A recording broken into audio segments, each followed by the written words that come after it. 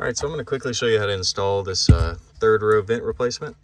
Now this is going to redirect from your third row to your second row, just like it's shown here. So you're going to be able to blast that air back towards the front of the cabin. Definitely going to hit anybody in the second row, and you're definitely going to feel it up front as well. So what it's going to come with is basically the vent and this nut plate. So the first thing I'm going to do is remove that. You're going to have 4 screws and the nuts are already in the plate. So I'm going to take this apart real quick. Pull the screws out.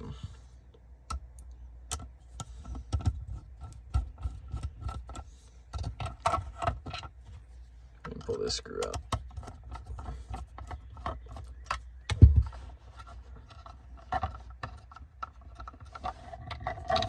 So I got that apart.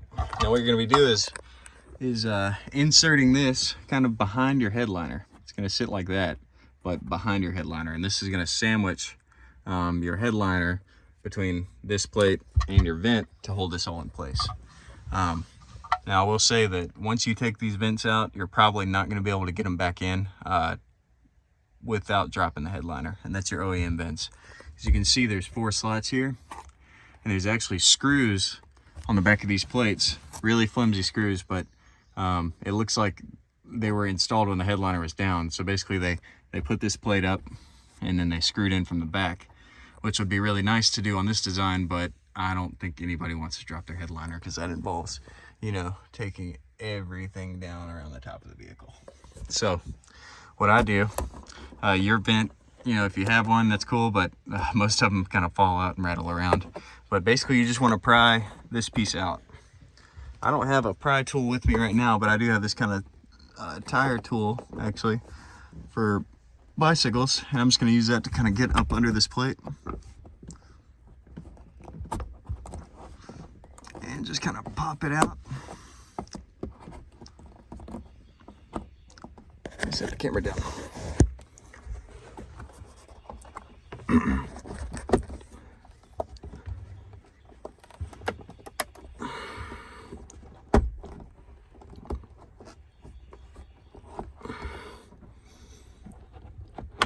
There we go. So you work around to the side and you can pretty easily pop the whole thing out. Now that was tough because I did it with one hand, but you know, really you just need to get to the side here and you want to kind of leverage it that way to kind of get those screws going.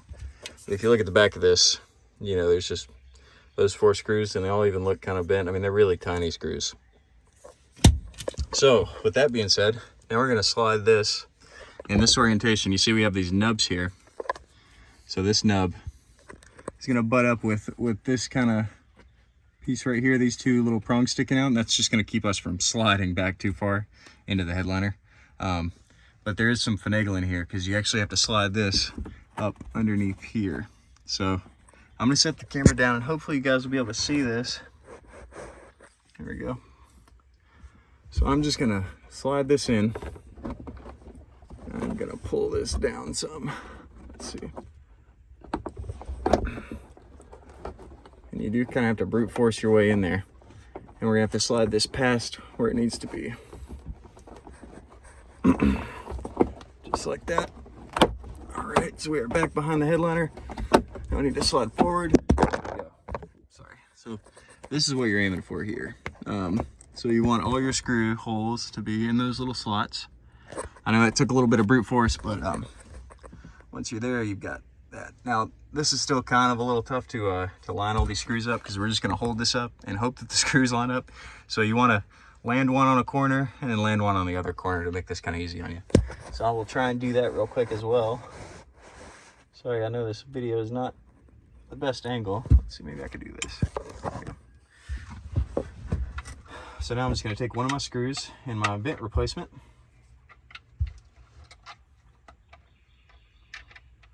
And I've got a Phillips head screwdriver. These are stainless screws, so don't ever have to worry about it. So after a bit of finagling, we've got 2 screws landed, and then we just need to land the other 2. I'll land these other 2 screws, and we should be good to go. So I've only got 2 in, and I have the AC on high back here. I kind of leave this just set on on high,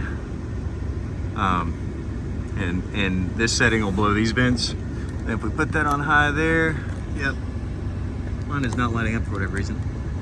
But I keep this cold, and then basically whenever I turn on the rear AC, that rear button down there, I don't have to ask my passengers to come back here and fiddle with this. But I can feel a lot of air just from these two vents. I mean, it is cool in here, and you can kind of see there's a seat blowing.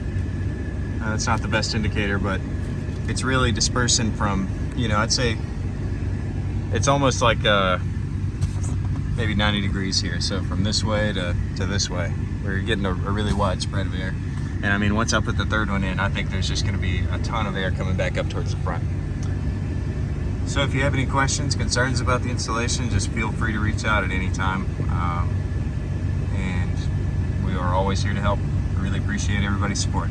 Thanks.